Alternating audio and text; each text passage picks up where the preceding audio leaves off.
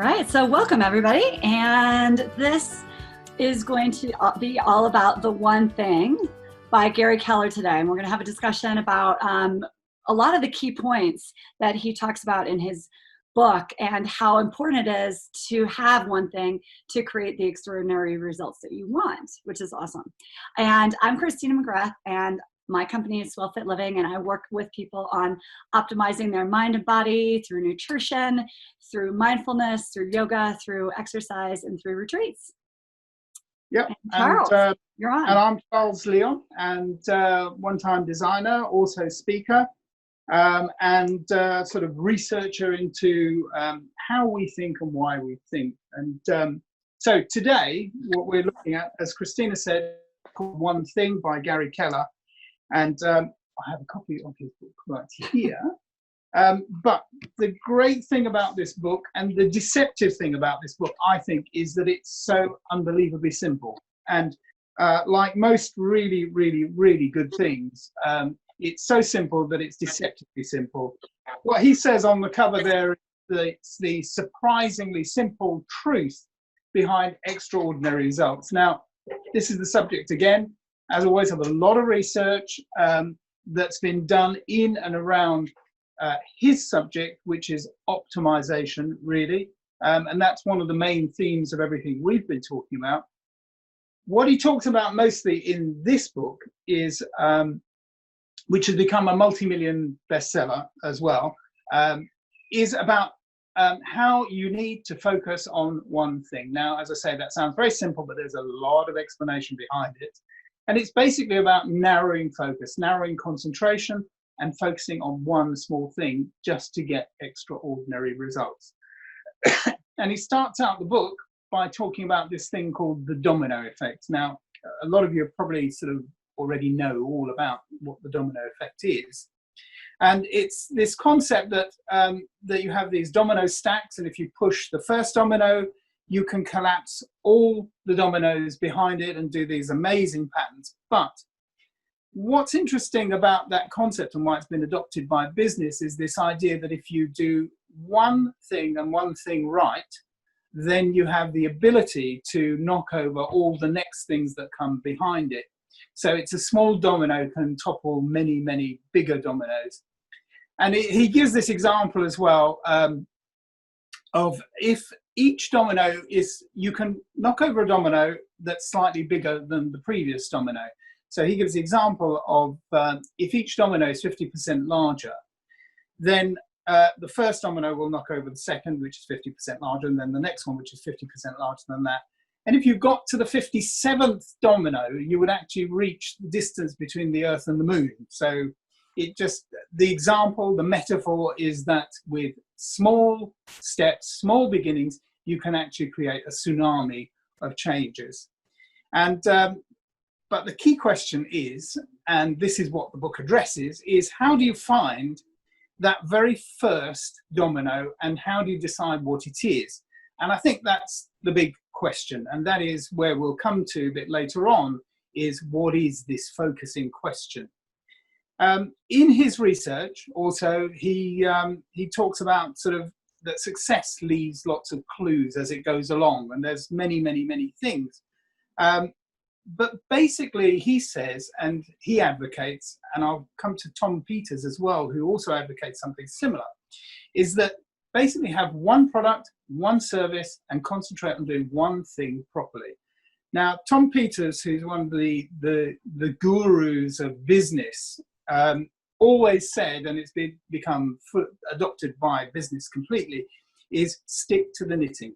Do what you're good at. There was this huge period of diversification in the 70s and 80s and 90s, where companies bought up other companies and became huge conglomerates. A lot of them have shrunk back. And the other example will be, of course, with Apple, who focused on having one product well done, rather than having 100 products. Now, they do have a suite of products now, of course, and it's about being single-minded. So the first sort of section that he gets to, once he's sort of gone through this segment of explaining that success leaves little sort of clues as it goes along, and all the most successful companies have focused on one simple idea that they've then scaled. So, but he says there's a lot of lies and a lot of misconceptions and misunderstandings along the way. And we're going to go through those first. So we'll knock those dominoes down first, and then we'll sort of come back to what is this big focusing question. So the first one, the first of the lies, is that everything matters equally. And what he's saying is that equality is basically a lie, and that not everything is created equal. In business, as in, he suggests, as in life as well, you have to decide what is actually important. You shouldn't be trying to do everything. You should be trying to do one thing well and then taking the next thing on. So that comes down to prioritizing. So that's the first part of everything matters equally. And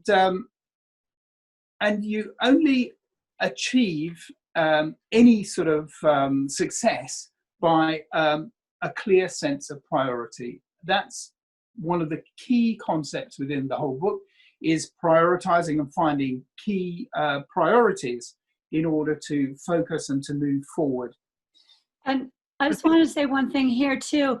I think this is the part where he also talks about there's a lot of things that we address that are urgent but not important. Yeah, absolutely. So then having a clear sense of priority and a clear sense of vision, which is kind of what Charles and I have been talking about throughout all of our things, really allows you to know that everything's not equal, and then also have a clear sense of priority, what you need to say no to. And we'll come to that pretty soon as well. And that brings us to sort of to-do lists, which we all do. We all list everything out. And what he suggests is that, to-do lists are usually quite long, whereas success lists are very short and very to the point. So a to-do list is about what you could do, and a success list is about what you must do or should do. So he also then sort of slides over into the Pareto principle, which is that the majority of what you do will come from the minority of tasks that you actually do.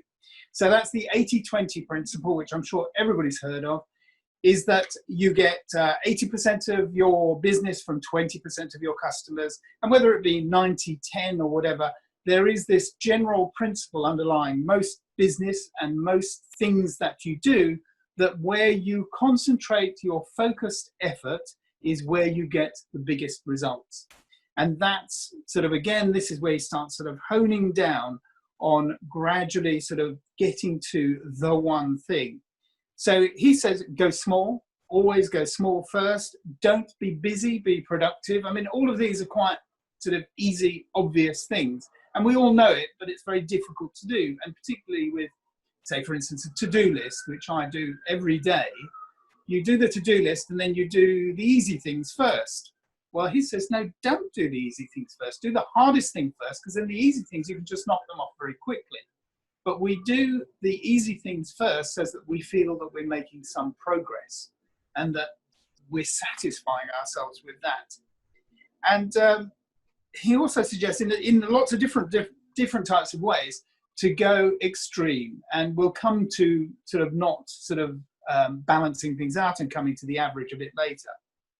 And one of the key messages, something I also always tell students, is one of the hardest things to do in any business or in anything is really learning to say no.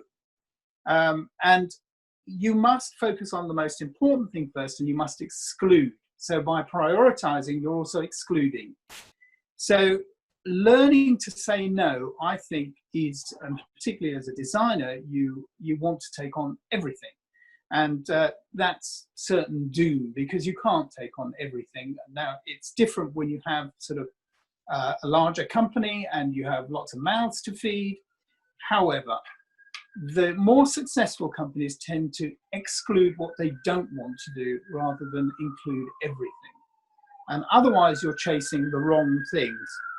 So what you shouldn't do is to get sort of caught, and we're back to to-do list, is just on this sort of checking things off. So, oh, done that, done that, done that, done that. That's not really how you're going to make effective progress, I think he's saying. And it's about doing the most important thing is always the most important thing. And that's why you should do it first, basically.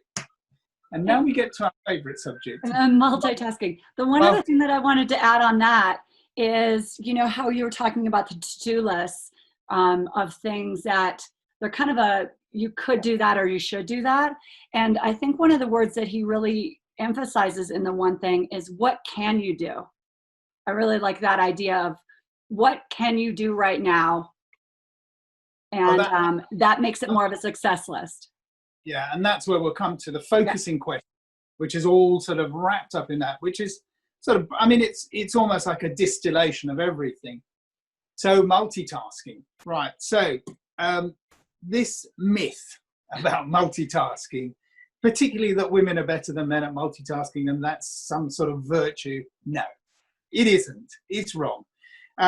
Right, so a guy called Clifford Nass and many, many others as well have done a lot of tests on multitasking, and it's an outright lie. You don't get more done when you multitask. Now, they took, I think it's 262 students. They gave them all questionnaires. They had a control group. They had another group as well to see how performance related to giving them complex multitasks at the same time or not giving them multitasks.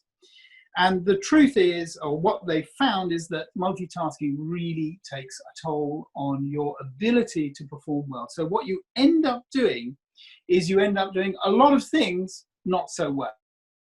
Maybe not badly, but not so well.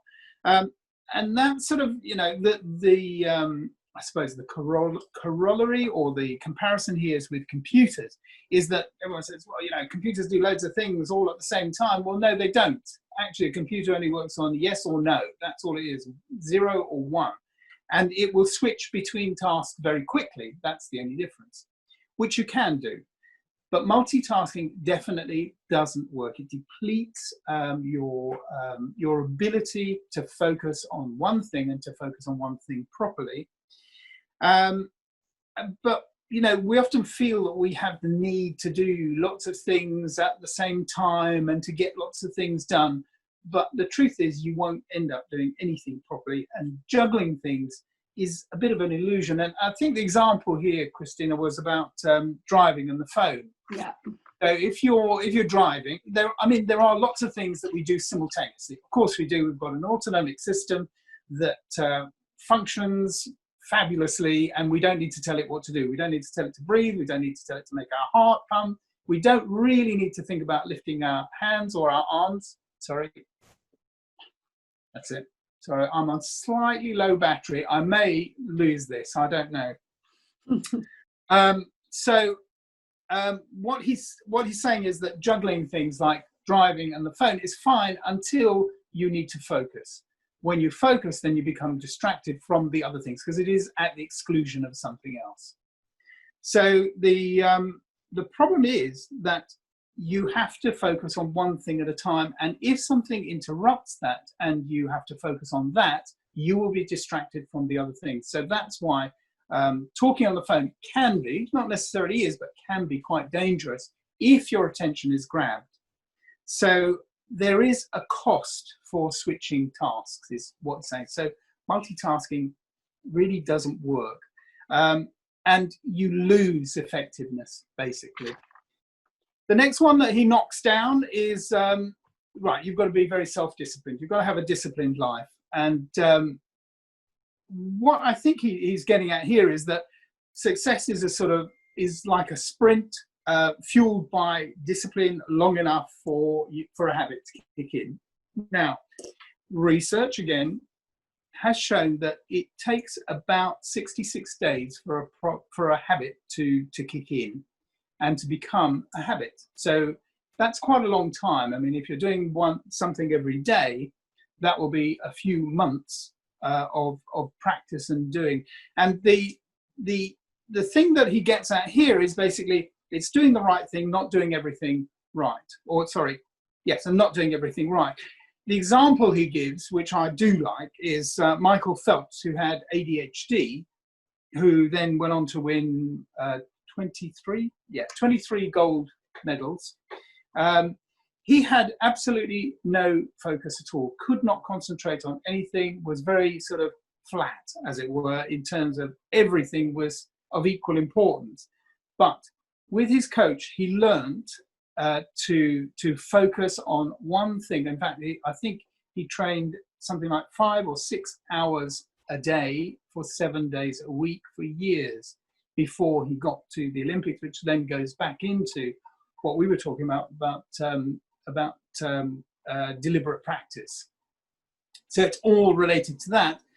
And he's saying, develop the right habits and about important things first. So don't try to do everything in terms of changing habit or changing your lifestyle. Take one small thing, knock that down first, and work sort of gradually building up to greater and greater habits, or more positive habits, I should say. So it's building one habit at a time, but you still have to decide what those habits are. And that, I think, is the difficult part of it, the very difficult part of it. And you have to give, particularly changing lifestyle, you have to give habits enough time to form. And that's very difficult. Now, that brings us to the next part, which is this thing about willpower. We've mentioned before, particularly when it comes to mindset and all sorts of other things, is that willpower is actually, it's a finite resource. It isn't infinite. You haven't just got very strong willpower. You do use it up. And there are 2 phenomenal experiments to prove this through. In fact, actually 3, but nevertheless. The first one I'm going to talk about is the Israeli parole officer. What they did in Israel is they did a study to see how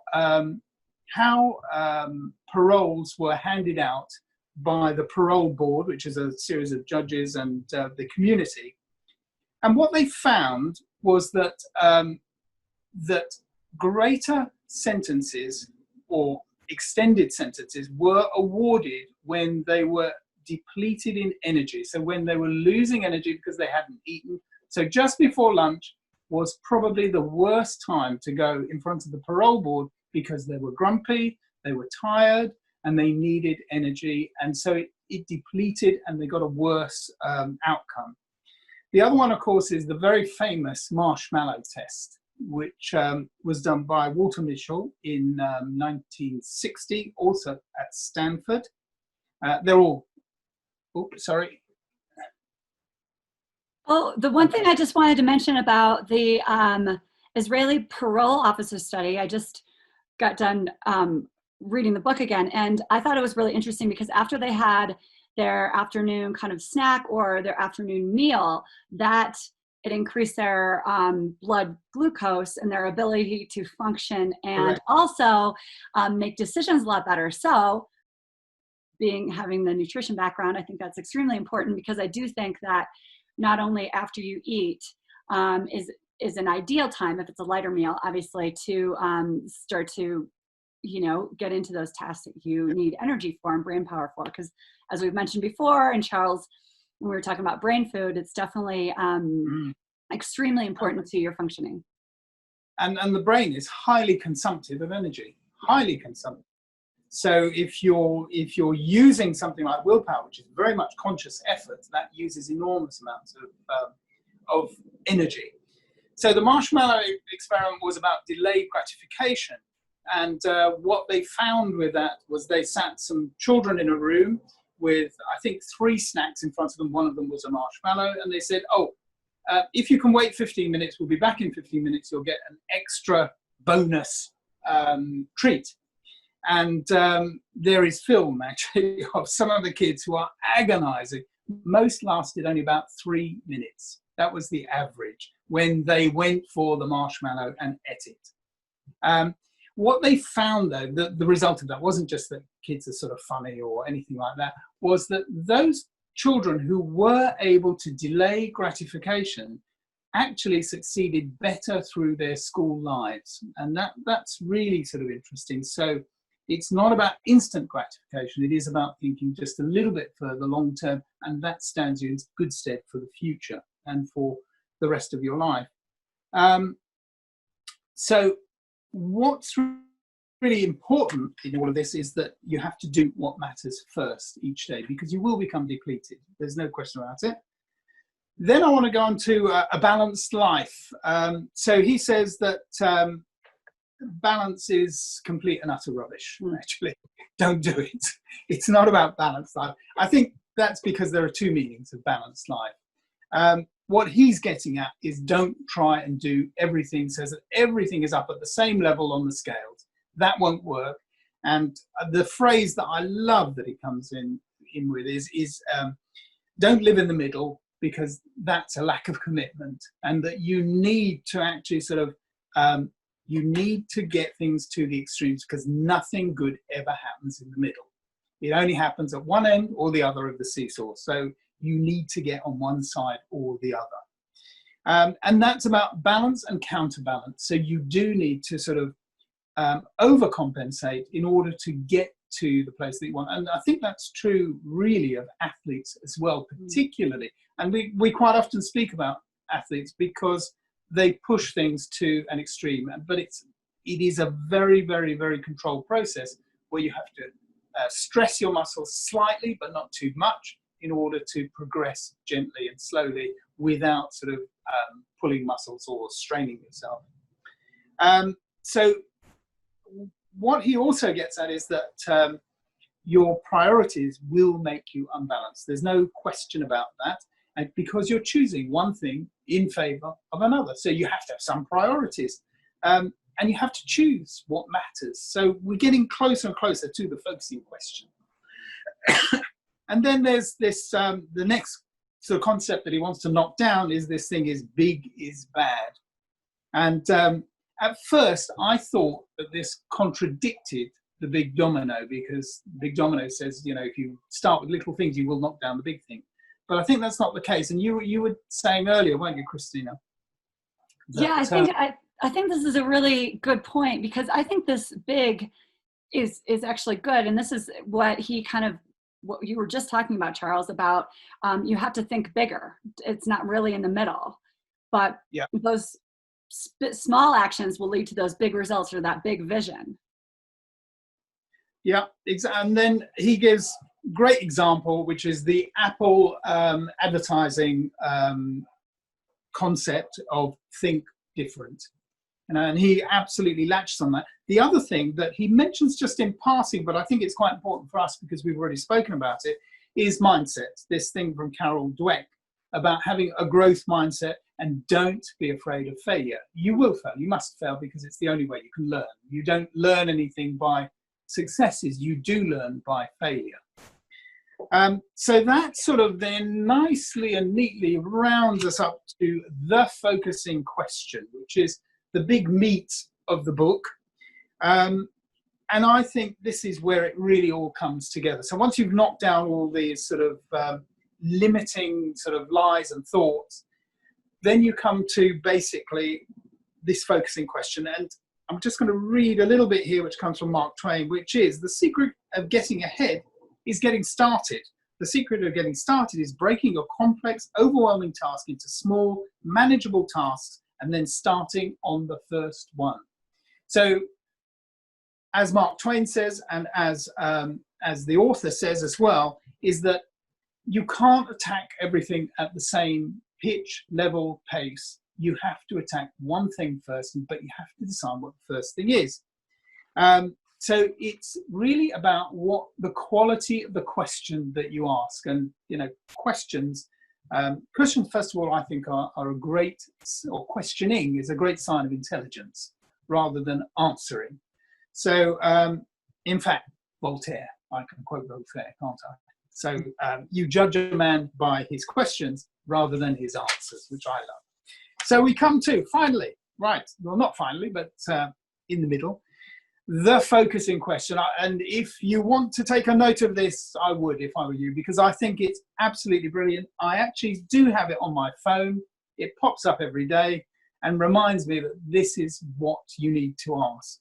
And it is, what is the one thing I can do such that by doing it, everything else will be easier or unnecessary?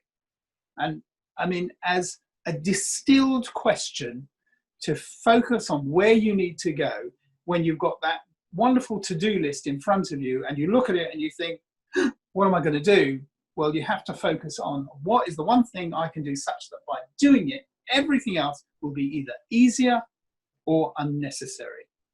And you have to keep asking that question, keep sort of knocking it down and keep drilling down until you get to the one thing that is the most important thing to do now. Now, you can apply this to absolutely everything. Everything you do, whatever you do, however you do it, be it business, be it your spiritual life, be it your relationships, absolutely everything. But it does mean taking action. So, and I think, I was just going to say along that lines, and I know you're going to show a slide about this pretty soon, but okay, yeah. I did find that, and I am just doing this recently, but when you take your, what is the one thing I can do, or what's the 5-year vision, what's the 1-year vision, what's the 6-month vision for everything, even you can do it for health or anything. And then you come down to the 1-month vision, and then you come down to the, what can I do today?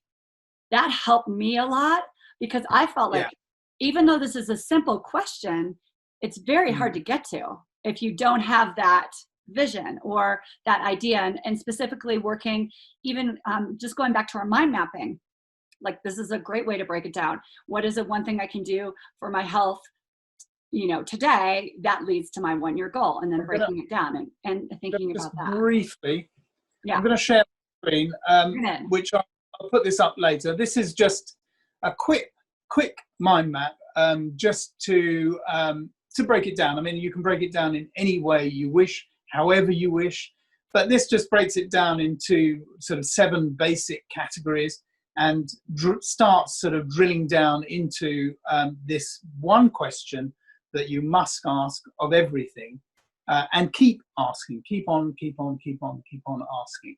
So this will be available if you want it. I mean, if it's helpful. So just so you know, there is a mind map. We like mind maps. So I think the other thing that needs to come in with this sort of big asking, what is the one thing that I should do, is that you have to start with the big stuff. You can't start with the small stuff. The small stuff, unless it's incredibly important, but you have to start with the most important thing that is going to move you closer to your goal, whatever that is, and deciding what that is, minute to minute, day by day, every day, is what the whole book is about. Now, as I said, it's deceptively simple and incredibly difficult to do in practice every day. But it is all about just finding what is that one thing from the morning, from the 1 year, for the 1 year, for the 5 year, for the 10 year, whatever that is. So once you have your goal, you then have to sort of decide what course you navigate in order to get there, which I know everybody says, but I think this focusing question is absolutely on the money in terms of how to decide, of the list I've got in front of me, of all the things I need to do, what is the one thing that's the most important thing to do, and do that first. So that sort of brings it then to... I was going to just say one more thing about that. I have found that using that question, because I'm, used to do all the tasks and the lists and stuff like that, you really have to really prioritize. It's like you only get one thing that you get to do. So you really have to go through and navigate even back to your goals and like, okay, this is the one thing I need to do today. So I do find that it eliminates the need for multitasking just by asking that question. And the other thing that actually I think it says right in the introduction of the book is that he was working with a company and he had his epiphany where he said, well, to the company he was consulting with, he said, well, what are the important things you have to do? And they gave him a list of about 10 things. He said, well, let's cut that down. And they got it down to 3. And he said, no. Actually, what we really need to do is we need to work out what the one thing is. And I think that's the epiphany for the book, is that's how he got to the book. the interesting thing that, or the thing that interests me behind all of this, is that this then sort of allows you to better purpose your life, or better purpose your direction. And as far as I'm concerned, purpose is the sort of key value that you need to find in order to give any meaning to anything. If you know what the purpose of what you're doing is and where you want to go, then that gives that journey meaning. And so I think that he says our lives are shaped by choices, but I think it's actually much more than just the choices. It's actually sort of deciding what your big purpose is, and then deciding what is the one thing that sort of gently moves me further forward, or the most important thing. And again, it's that same story of the ship that leaves Liverpool for New York. If it's 1 degree out, by the time it gets there, I don't know where it's going to end up. I've never worked out actually where it ends up, but it ends up somewhere completely wrong, maybe in Alaska. I don't know, it's the wrong side. No, it wouldn't be Alaska, Canada somewhere. Who knows? That's north. Maybe it went north. So the question that we come sort of down to after that is really how to do it. And I think that's the difficult part of the book. It is simply asking the question again and again and again and again, and prioritizing, constantly prioritizing. And again, this matches in with a lot of the other things that we've been talking about, which is getting out of your comfort zone. You have to push to an extreme. I don't think you have to push to over an extreme, but you do have to push a little bit further. You have to put yourself under a little bit of stress, but that stress isn't difficult if it's with direction and purpose. Interestingly, there was a study, which I think I've mentioned before, which was done with the civil service in the UK. And it was done over, I think, nearly 40 years, where they measured life expectancy with stress and with ability to control what you do. What they found was that for instance, I think it was cleaners and tea ladies in the civil service had a shorter life expectancy, which sort of surprised them. Part of the reason for that, they realized after extensive study, was that those people who had very little control over their destiny actually suffered more stress, and that reduced their life expectancy. So you might expect, a top manager to be full of sort of constant pressure and stress. But actually, if that's with purpose, it's the right kind of stress, let's say. And therefore, apparently, has an effect on your life longevity. So that's a really interesting study. And as I say, it was done over about 30 or 40 years to see what the effect would be. One of the big things he says as well is that happiness happens on the way to fulfillment. I'm not a big fan of these sort of aphorisms, but they are quite nice.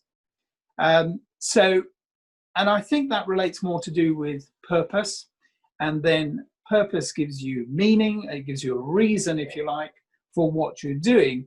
And happiness is a byproduct. Now, I've heard that a lot from a lot of good writers, I would say, that happiness is not the thing you aim for. You aim to get meaning and purpose in your life, and that happiness will happen as a result of that. And joy is one of those things that you can sort of pursue, but some of it is also to do with gratitude, some of it is to do with empathy as well, and lots of other sort of complementary tasks. Then live by priority.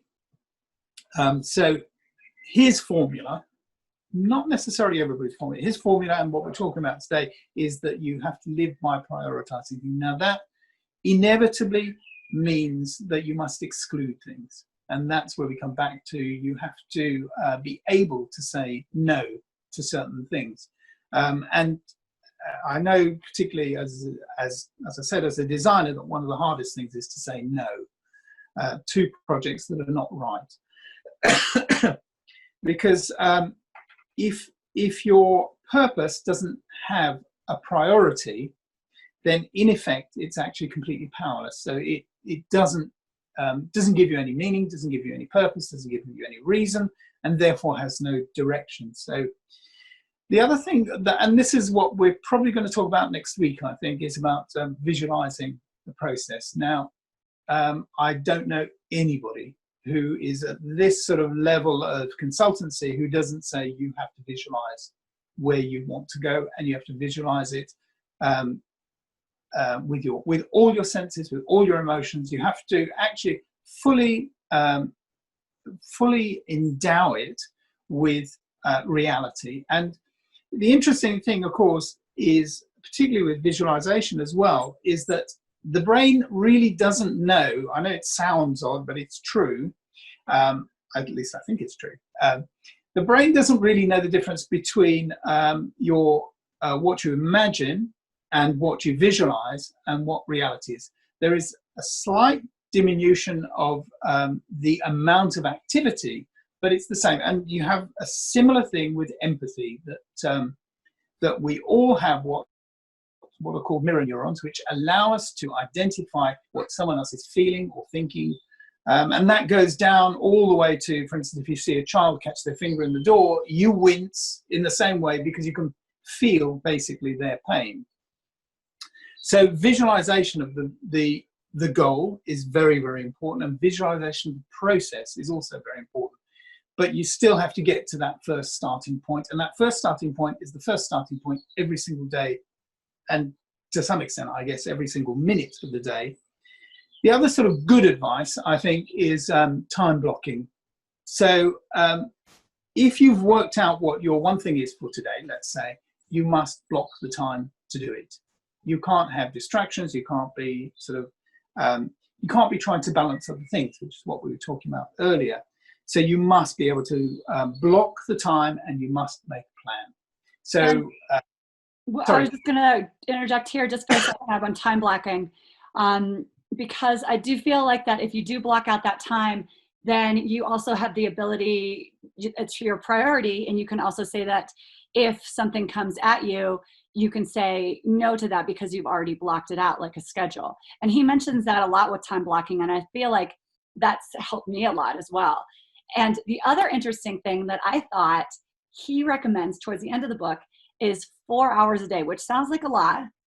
Well, if it's your job, then it's probably fine. But he recommends 4 hours a day. And if you take out weekends and vacations and stuff like that, it ends up being, I think, 10,000 hours in the year. Is that right, Yeah. Charles? Yeah. So I thought that was really cool. I was like, gosh, if you have a priority and you block out 4 hours a day for your one big thing, and you make it a habit within 66 days, then over a period of time, over a year, you'll create big success towards your future vision. Well, that's the idea of the domino as well, is that it's exponential. It becomes an exponential curve that rises. The other big concept behind, there are 2 or 3 other big concepts, but one of them, I'm going to share a slide now, if I can get hold of it, is this concept of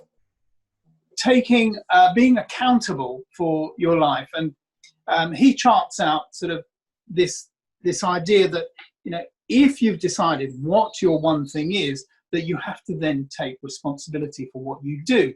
You have to own it. You have to find the solution. You have to get on with it. You have to take action. And you can't take a victim mentality, which is, which we all do from time to time, is that something else is to blame. It's someone else's fault. I'll wait a bit. I'll sort of hold back, or all of those things. So I think that's this slide, I mean, we'll very happily sort of put into a little package if anybody wants that. There's 2 or 3 others as well that we didn't quite get to, that I'll put into a sort of little bundle that if you want it afterwards. I'll come back now. So the other thing is, you have to try to seek the very best way of doing things as well. And you have to commit to becoming the best. So that's all about being accountable, making commitment, moving forward all the time, and moving forward towards your goal, whatever your goal may be. And this comes also back to commit to being your best, which we talked about before, Charles, which was talent versus practice, and also deliberate practice. Absolutely. So understanding that you can reach your goals and you can exceed your goals due to this deliberate practice. but you have to do it right. And you have to accept failure, and you have to accept criticism, and you have to accept feedback as well. So all those things combined means that that if you practice in the right way, you will get to the goals that you want to get to. But you have to practice in the right way, and that's deliberate practice, or what they call deliberate practice. So there's a few more bits and pieces just to tie things up. One little phrase picked out of the book is do the best you can, and the best it can be done as well. But there's another thing that he identifies, which is 4 thieves, things that steal your time or your concentration or your focus or your effort. And the 4 thieves are, an inability to say no. So it comes back to the same concept, is that when you've decided what you do want to do, that means it's at the exclusion of things that are not so necessary or important, or make a life easier towards moving towards your goal. And you just can't please everybody. I mean, that's the big thing, really, isn't it? Is that you have to focus on what the task is that you want to achieve, whatever that may be. And it could be in any area of your life. Fear of chaos. I love this phrase, if you argue your limitations, you get to keep them. So, I love that. I think that's just brilliant. So when you say, oh, well, I'm a bit tired, I'm a bit this, I can't do that, and I haven't got time, you get to own that. So I love that phrase. And the other thing, again, another thief, if you like, thief in the night, is poor health doesn't help anything. In fact, it robs you of your energy, it robs you of your focus. You need to get everything to the optimum state you can, so that you can actually sort of optimize your body, your mind, and everything else. And as we've argued in the previous webinars, is that once your body is optimized, it enables your brain to be better optimized. Not necessarily, you have to work at that as well, but to get the 2 things together, because they're inseparable. And one really big thing that he gets to is your environment, is that you have to get an environment that supports your goals. Now, this is really for anyone who wants to focus on anything, is that you need to get everything, as many things as you possibly can, in the right order, in the right place, in the right space.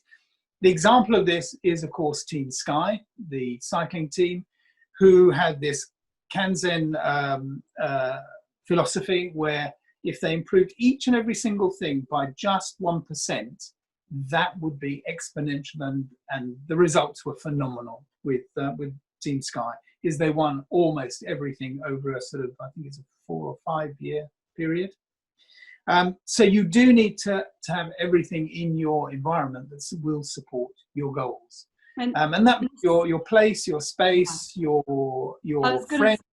Exactly, and this what goes along with our habit forming webinars too, Charles, is that making your environment easy to support your goals, especially when you're starting.